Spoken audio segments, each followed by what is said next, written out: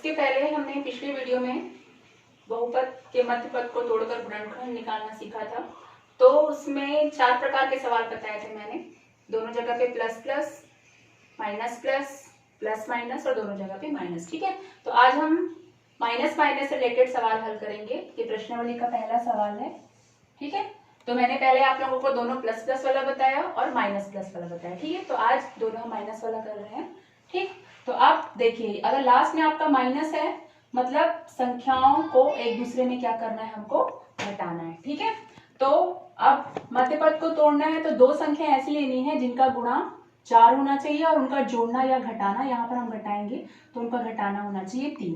तो हमारे पास अगर 4 लेंगे तो हम एक तो 4 एकम 4 होगा, ठीक है, और दूसरा है 2 दूनी 4 होगा।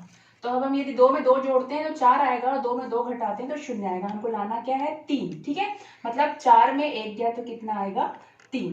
ठीक है, तो मतलब हम क्या लेंगे यहाँ पर, 4 और 1 लेंगे। ठीक है, तो अब हमने, अब देखिए यहाँ पे इसको रखेंगे कैसे, x² 4x 1x माइनस 4।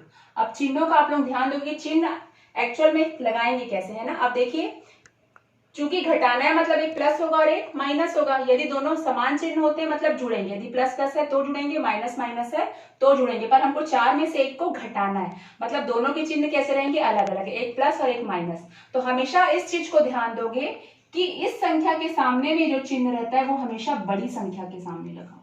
ठीक है, जो भी चिन्ह इस सेकेंड वाली संख्या के सामने में रहेगा उसको हम हमेशा बड़ी संख्या के सामने लगाएंगे और छोटी संख्या के सामने में, ठीक है, छोटी संख्या के सामने में प्लस चिन्ह मतलब अलग चिन्ह लगाएंगे। तो माइनस प्लस माइनस हुआ, 4 में 1 गया 3x और चिन्ह लगता है बड़ी संख्या का, मतलब हमको मिला ऋण 3x और 4 एकम 4 ऋण धन ऋण। ठीक है, तो इस प्रकार से तोड़ेंगे। अब वही करेंगे, दोनों को लेंगे, इन दोनों पद को, इन दोनों, यहाँ से x कॉमन आ जाएगा तो यहाँ x बचेगा -4 और यहाँ +1 कॉमन आ जाएगा तो बचेगा x -4। हमेशा दोनों कोष्ठकों में एक ही चीज बचती है, बार बार मैं बोलती हूँ। ठीक है, फिर वही करेंगे, दोनों में से x -4 को क्या करेंगे, कॉमन ले लेंगे तो यहाँ बचेगा x +1। ठीक है, समझ आया। तो इस प्रकार से माइनस माइनस वाले सवाल हल करेंगे। फिर से बता दे, अगर यहाँ माइनस है मतलब संख्याओं को हमको घटाना है, दोनों संख्याओं के सामने में अलग अलग चिन्ह रहेगा। ठीक है, और जो चिन्ह इस संख्या के सामने में रहेगा वही चिन्ह बड़ी संख्या के सामने में लगेगा। इस बात का आप लोग ध्यान देंगे। ठीक है, अब हम लोग अगला सवाल लेते हैं। तो हमारा अगला सवाल है x² + x -12। ठीक है, तो यहाँ पर भी देखिए लास्ट में माइनस है मतलब जोड़ेंगे और घटाएंगे। ठीक है, तो यहाँ पर, ठीक है, तो अब बताइए कि कितने में होगा। तो हम जानते हैं कि 2 छक्के 12 एकम 12 होता है, 2 छक्के 12 होता है, 3 चौक 12 होता है। ठीक है, तो यहाँ पर हम लेंगे 3 चौक 12।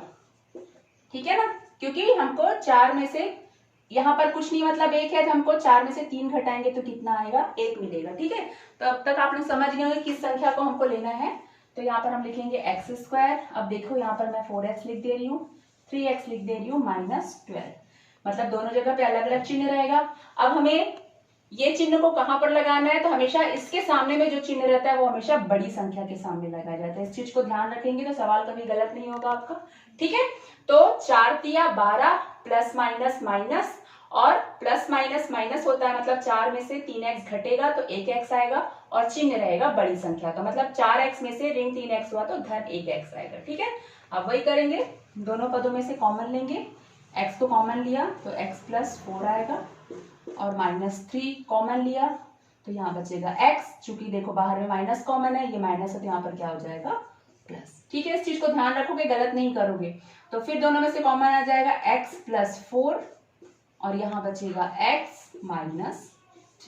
ठीक है, तो इस प्रकार से x² + x -12 का गुणनखंड होगा x +4 और x -3। मतलब इसमें यदि हम x +4 का भाग देंगे तो भी शेषफल 0 आएगा, इसमें हम x -3 का भाग देंगे तो भी शेषफल 0 आएगा। ठीक है,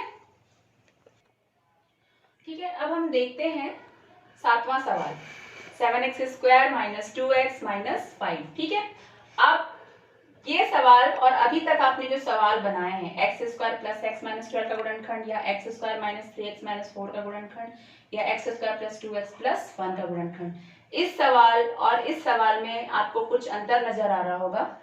अंतर ये है, अब मैं क्लासेस चल रही है इसलिए आप लोगों से डायरेक्ट तो नहीं पूछ सकती क्योंकि सामने क्लास नहीं चल रही है, तो मुझे ही बताना पड़ेगा क्या अंतर दिख रहा है। तो यहाँ पर देखिए इस सवाल और इस सवाल में ये अंतर है कि यहाँ पर एक्स स्क्वायर के कोई भी गुणांक नहीं है। ठीक है, नहीं है मतलब दिख नहीं रहे हैं, है गुणांक है, यहाँ पर गुणांक है एक, पर चूंकि एक को हम लिखते नहीं है मतलब वो हमको दिखाई नहीं दे रहा है ना, तो यहाँ पर हम नॉर्मली एक्स स्क्वायर को एक्स स्क्वायर ही ले रहे हैं ना।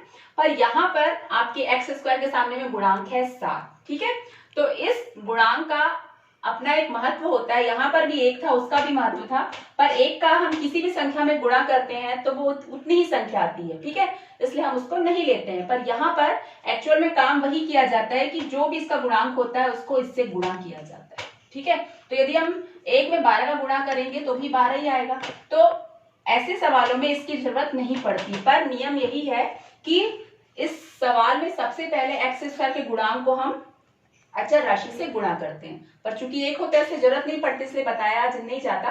पर यहाँ पर सबसे पहला काम आपको ये करना पड़ेगा कि एक्स स्क्वायर का जो गुणांक है उसको हमेशा इस अचर राशि से गुणा करना है। ठीक है, तो हमने जब गुणा किया तो हमको मिला 7 × 5 = 35। अब इसको आपको यहाँ पर ना लिख के इसको आपको अलग से मन में रखना है कि यहाँ पर 5 की जगह 5 ना होकर के 35 है। ठीक है, -35। ठीक, अब दो संख्याओं का गुणा ऐसा होना चाहिए कि उनका जोड़ या घटाना -2x आना चाहिए और उनका गुणा ऋण 5 ना होकर ऋण 35 आना चाहिए। ठीक है, इस चीज को मैं फिर क्लियर कर देती हूँ। यहाँ पर चूंकि एक है इसलिए हम एक का 12 में भी गुणा करेंगे तो भी 12 आएगा, तो यहाँ पर उसकी जरूरत नहीं पड़ती, पर यहाँ भी वो क्रिया होती है। ठीक है, पर यहाँ पर जरूरत नहीं पड़ती, पर यहाँ पर आपको करके पहले से ही रखना है 7 × 5 = 35। मतलब जो दो संख्या लेंगे उनको गुणा ऋण 35 आना चाहिए और उनका जोड़ घटाना ऋण 2x। तो अब आप बताएं 35 किस किस के गुण में प्राप्त होता है? तो 33 केवल 7 × 5 = 35 ही होता है, और 7 में 5 गया 2, मतलब वो संख्या क्या होगी 7x और 5x। ठीक है, तो अब हम यहाँ पे लिखेंगे 7x²।